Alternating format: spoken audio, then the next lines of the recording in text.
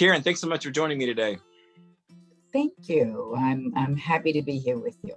We're talking to Karen Abercrombie. She's been in so many movies that I've loved, and I think people in our audience have loved as well. Of course, War Room, Heaven Sent is one of them, and Angelic Christmas. Some of those are PureFlix films. One of those, of course, is a Kendrick Brothers major hit. Heaven Sent is on home video now, and it's one of the best rom-coms out there, one of the best new rom-coms out there. I just really enjoyed it. Oh, thank you. You're welcome. Tell me about Heaven Sent and why you wanted to be involved in that. Yeah, it's just a really fun story, and I wanted it to be a message that would encourage, in particular, older people who are now single, as well as older people who are now raising their grandchildren.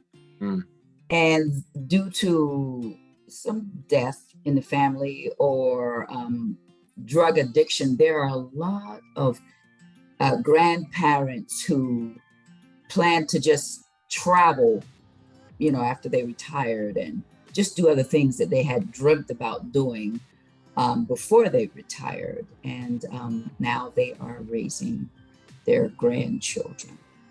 So I just wanted to touch that, and those people are heroes to me. It's not an easy thing to do, even though they are your grandchildren. It can be very difficult, and certainly definitely very different from what people had intended or wanted to do at this time in their lives. And also it's about finding love a second time around.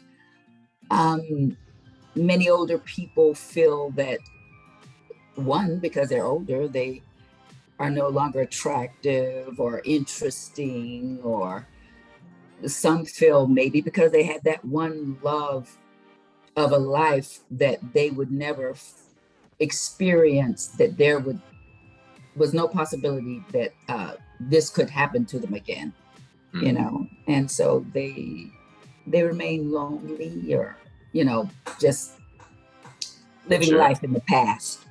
Yeah. And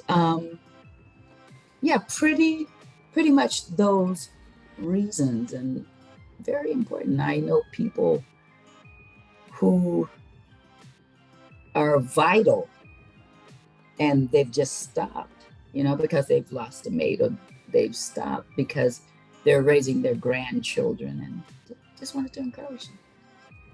You have said previously that you view acting as a ministry.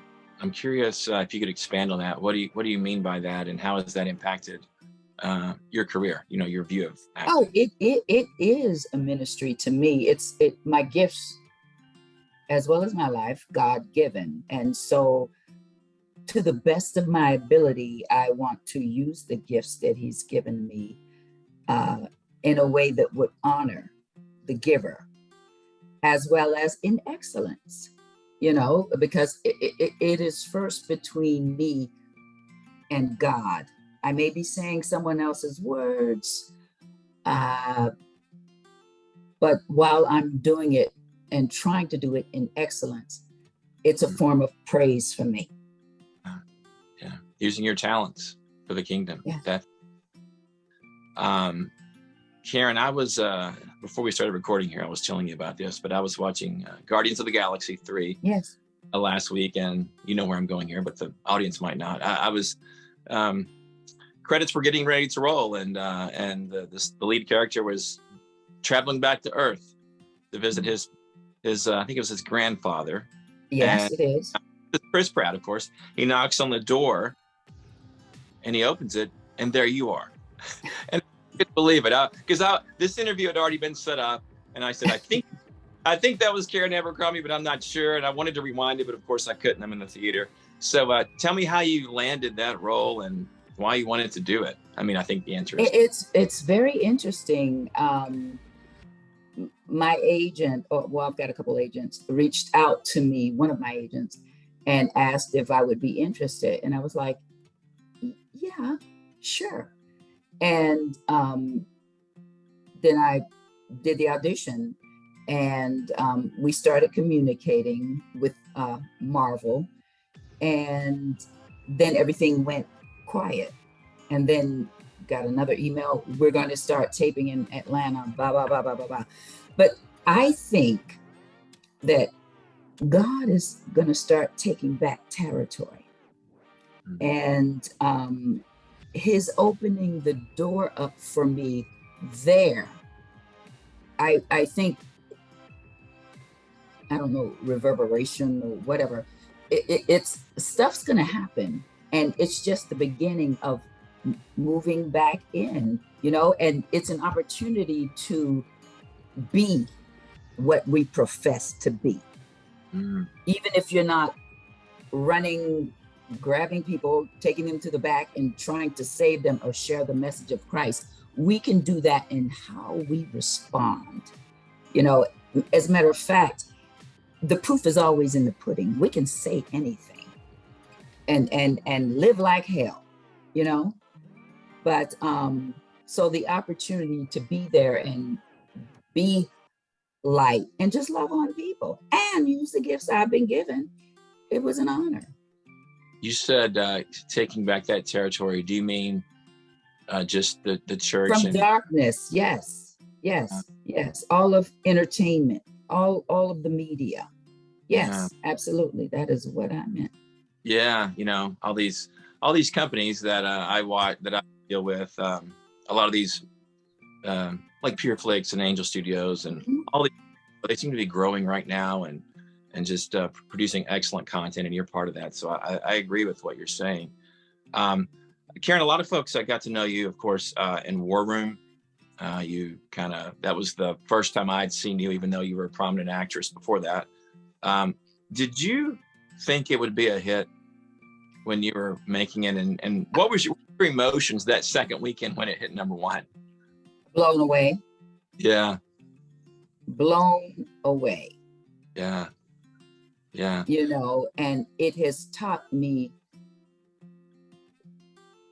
a lot in that one thing, how to get out of God's way, because that is what I prayed for once I got the part, to just be out of his way so that he could funnel whatever it was he wanted to do with me there, you know, as I built the character, you know.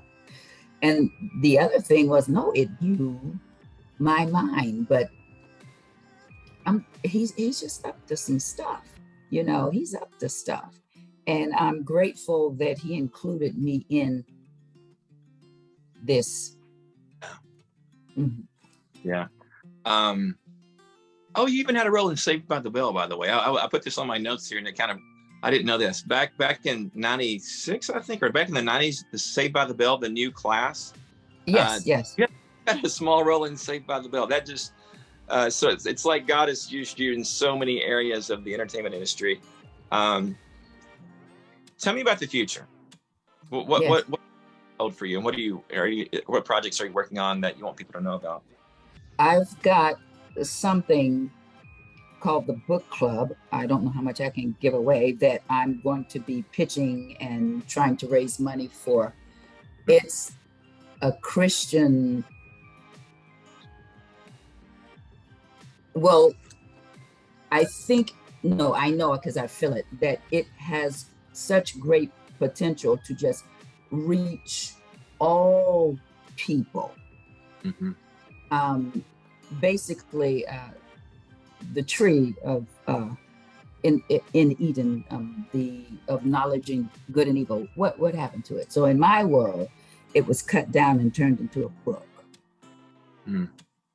But the pages have been scattered so that the Prince of Darkness can't get it, and he's looking for it because he thinks that he's going to be able to thwart his impending doom. So we've got 5 amazing kids who will help to tell this story.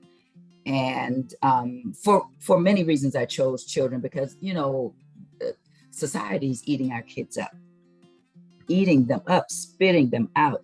So I wanted the kids to see some heroes, unlikely heroes on screen doing some good stuff. But the way the script is written, it will still be very appealing to non-believers, you know, and they'll be pulled in before they even realize what had happened.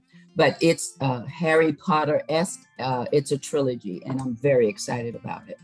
You said society's chewing up children and spitting them out. And spitting them out, yes.